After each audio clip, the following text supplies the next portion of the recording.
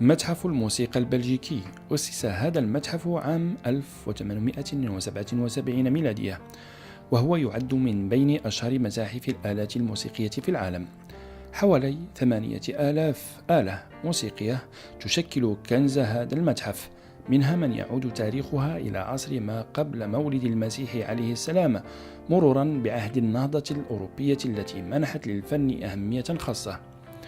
ونظرا لهذا العدد المذهل للآلات الموسيقية، يعرض المتحف فقط 1200 تحفة موسيقية موزعة وفق 3 طوابق، حيث يضم كل واحد منها نوعا خاصا من الآلات والتي لها ارتباط تاريخي مع ثقافة لشعب ما أو لحضارة نسيها الإنسان وتذكرنا بها الأوتار والألحان. Donc le musée a été fondé en 1877, donc il y a 136 ans, au départ de 2 collections.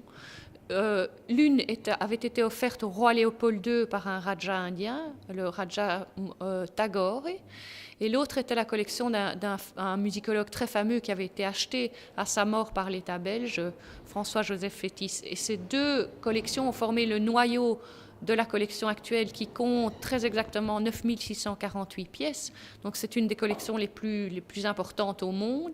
Ce n'est pas tant la quantité des pièces, mais leur qualité, leur diversité qui font la richesse du musée, qui en font sa renommée. Alors, ce qu'on voit dans les salles d'exposition, donc on est ici dans ces bâtiments, ce magnifique bâtiment Art Nouveau qui a été dessiné par Paul Saint-Honoy en 1899. Donc ce qu'on voit dans ce bâtiment, ce n'est que le sommet de l'iceberg, c'est-à-dire environ 1200 pièces. Mais toutes les autres pièces sont dans les réserves qui se trouvent dans un bâtiment derrière, et donc il y a encore beaucoup plus à voir, et il y a encore beaucoup plus de choses que ce que le visiteur peut admirer, mais ça fera l'objet, nous l'espérons, d'expositions temporaires dans le futur. الموسيقى والتاريخ والثقافة كلها تشكل مزيجا ثقافيا يجلب حوالي 125 ألف زائرا سنويا.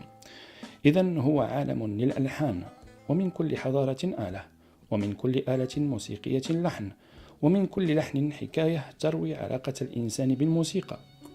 فمنذ القدم وعلاقة الإنسان تتطور بالموسيقى مرورا بالحضارات، مثل حضارات الغرب الإغريقية والفرنسية منها، والنمساوية المعروفة بآلات ذات الرنة المتميزة مثل آلات المندولين أو آلة الجيتار الفرنسية التي تعرف بلاهارب، وكذلك الحضارات الشرقية المصرية منها والعراقية والتركية، والتي تفتخر برنة آلة القانون، أو العود المصري والعراقي والخليجي الذي يتميز بذلك اللحن الساحر، لحن إذا ما سمعه الزائر أعجب بإيقاعه وفنه الشرقي. والجدير بالذكر هي تلك الثقافة الغربية لعالم الفن الموسيقي وسط بعض الشعوب الإفريقية والآسيوية. فمثلا آلة الطبلة الإفريقية، وبالخصوص مناطق الكونغو أو غينيا، التي تصنع بعض قبائلها الطبول من جذع الشجرة وجلد الحيوانات التي تم اصطيادها وأكلت لحومها. فعندما يحين أجل حاكم القبيلة يتم سكب دمه في داخل الطبلة، معتقدين سماع صوته وصوت روحه أثناء دف الطبول خلال الحفلات ومواسم الصيد. Le oud est quand même plus intime, plus oriental, bien sûr.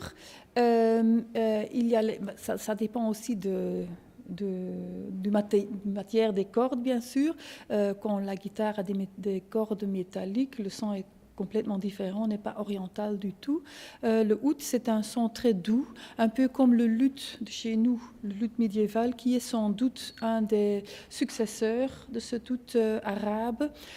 Alors il y a un lien immédiat entre la culture arabe et la culture occidentale, c'est-à-dire notre culture à ce niveau-là a vraiment été influencée par la culture arabe. المتحف يقدم خدمات تعليمية ودورات تدريبية في جميع أنحائه، انطلاقا من ورشات صنع البيانو إلى فترات تدريب على العزف أو غناء الأوبرا.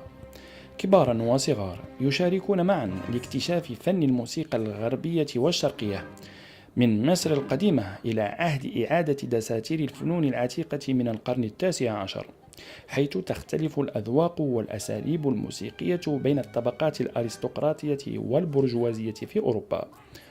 لوحات ترسمها هذه التحف الموسيقية العتيقة، شكلها الكمان باختلاف هندسته، والمزمار بتعدد أحجامه، والبيانو باختلاف زخرفته وتخصصه لشتى أساليب العزف.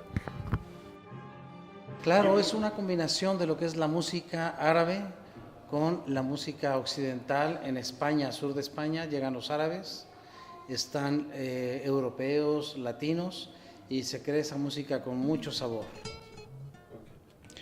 هنا وسط هذه الآلات التاريخية الموسيقية يتبين أن لكل منطقة للقارة العجوز تقاليد موسيقية خاصة بها تم نقلها إلى شعوب أخرى، حيث نرى لمسات غريبة على الآلات الموسيقية لبعض القبائل مثل قبائل التبت أو قبائل إفريقية أو عربية.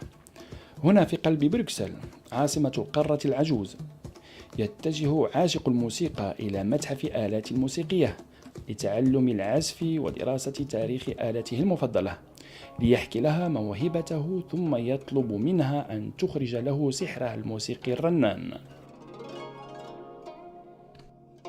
ومنذ العصور الأولى ما زالت الموسيقى تعد بمثابة فن ثقافي يتصل من خلاله الشعوب والحضارات. العباني محمد، الثقافية، بروكسل.